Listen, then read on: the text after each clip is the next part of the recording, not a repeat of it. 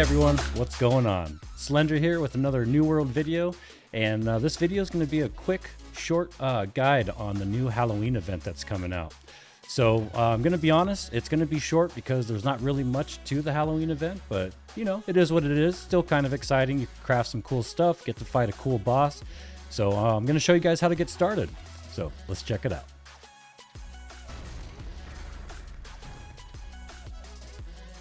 So like I said before, there's not really a whole lot going on. Basically, all you do is you just kill this big boss over and over. You get stuff from him, you turn it in to these cauldrons, and you can buy stuff. I mean, that is pretty much it. There's no quest line.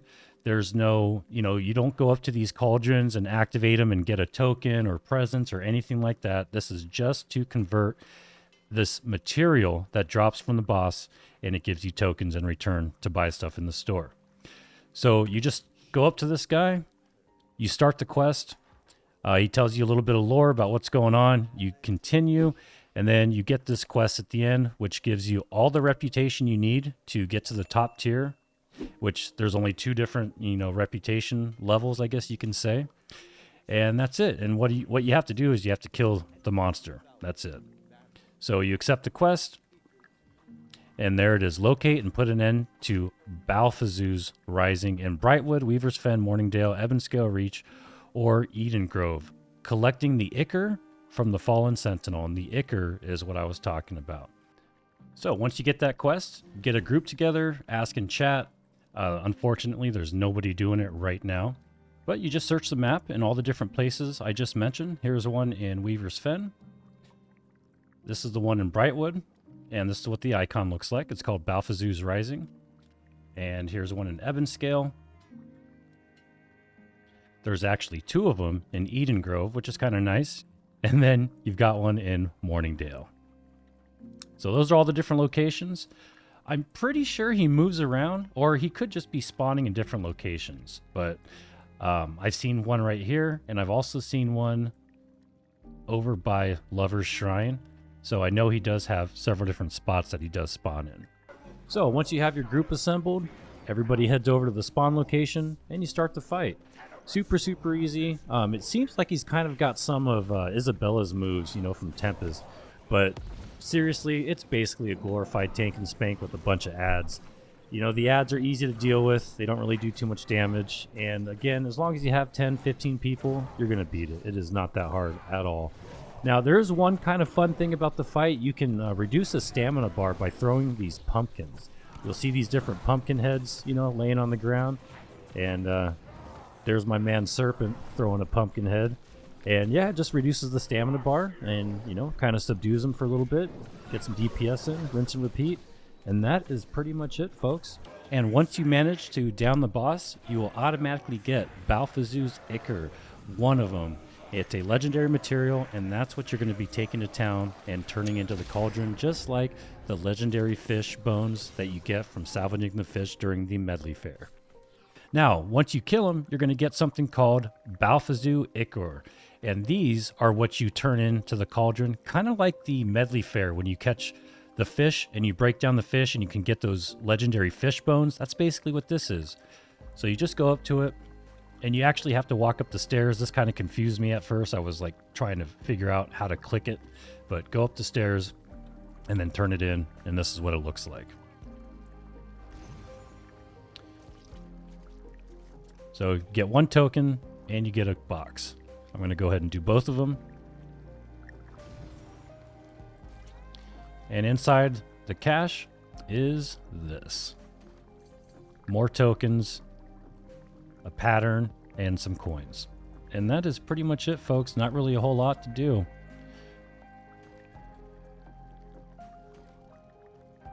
So it is repeatable. You can kill them as many times as you want. I don't believe there's a limit. If there is, I haven't seen it yet. I've killed them about 7 times. And then once you have enough tokens, you just talk to old Salvatore. And like I said, the first time when you turn in the quest, you get all this reputation in one shot. So there's no quest line, there's no grind, there's none of that. You just beat the boss once and you have access to everything in the store. Unfortunately, none of these things work on the PTR. They never do. So I can't show you what the skins look like. I can't show you what the emote looks like.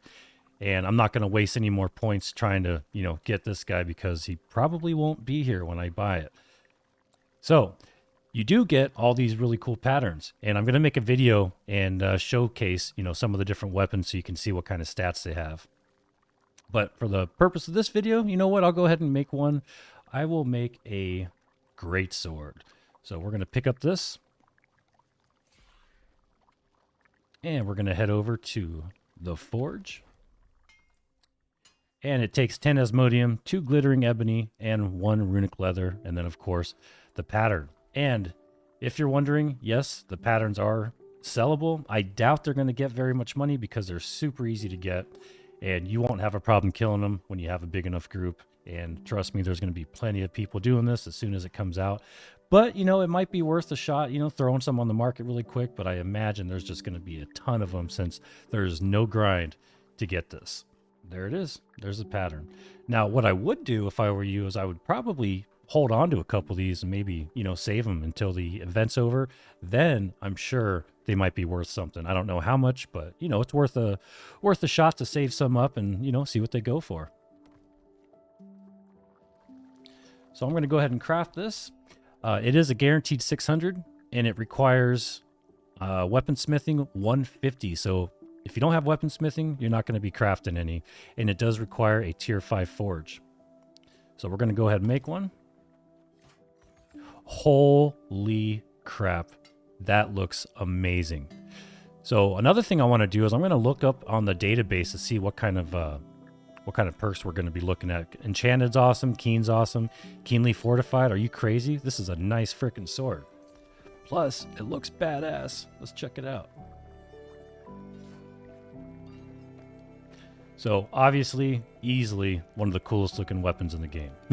Without a doubt. Check that out. That is badass.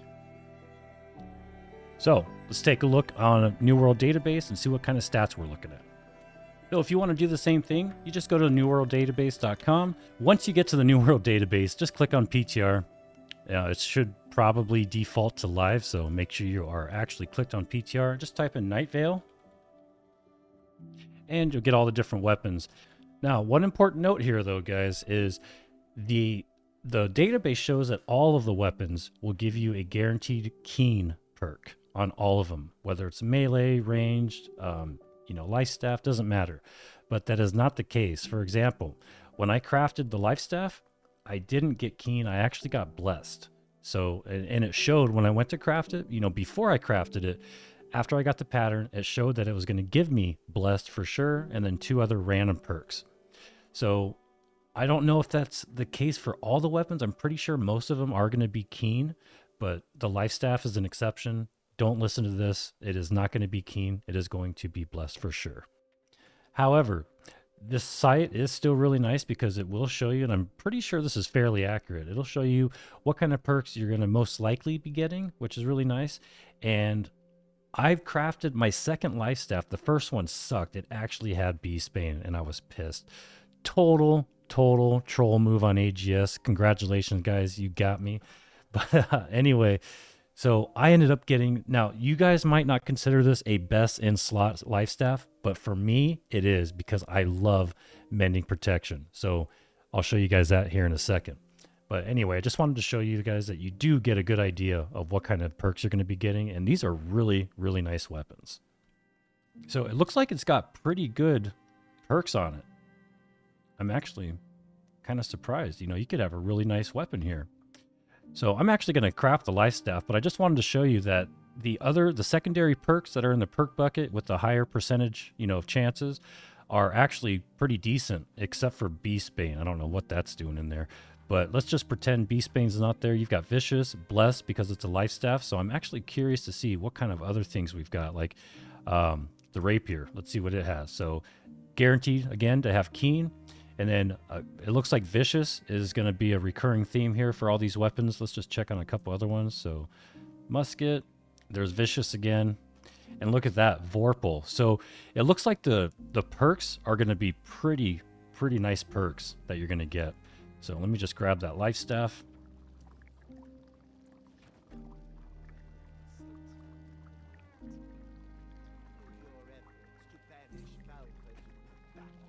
And we're going to go over to the Arcanist station.